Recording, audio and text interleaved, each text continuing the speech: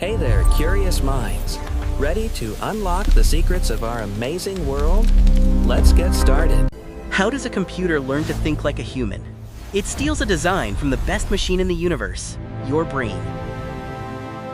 Your brain is made of billions of cells called neurons. They zap messages to each other to help you see, think, and move. Meet the artificial node, a digital neuron that receives numbers, calculates, and passes them on. It's the brain of AI. We stack these nodes into layers.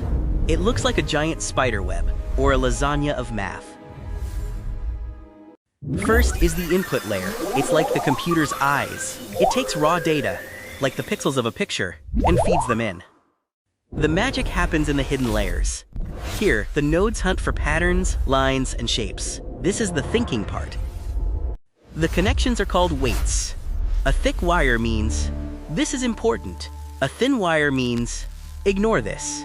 Finally, the output layer gives the answer. Based on the patterns it found, it makes a guess. That is a number 3. Cat. But at first, the network is not so smart. It guesses randomly. To teach it, we have to train it with thousands of examples. When it gets it wrong, we send a signal backwards to fix the mistake. This is called backpropagation. Backpropagation tells the nodes, you were too loud, or you were too quiet. It adjusts the weights until the answer is right. Deep learning just means using many hidden layers. The deeper the network, the more complex features it can recognize. It breaks the world into pieces.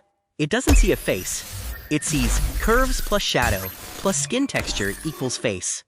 This pattern recognition powers everything. Self-driving cars, Google Translate, and even Face ID on your phone. The scary part? These networks are so complex, sometimes even their creators don't know exactly how they made a decision. But your brain is still king. It runs on a sandwich. A neural network needs a power plant to do the same job. Neural networks are the engine of AI. They are math trying to copy the miracle inside your head. Keep your own neural net learning.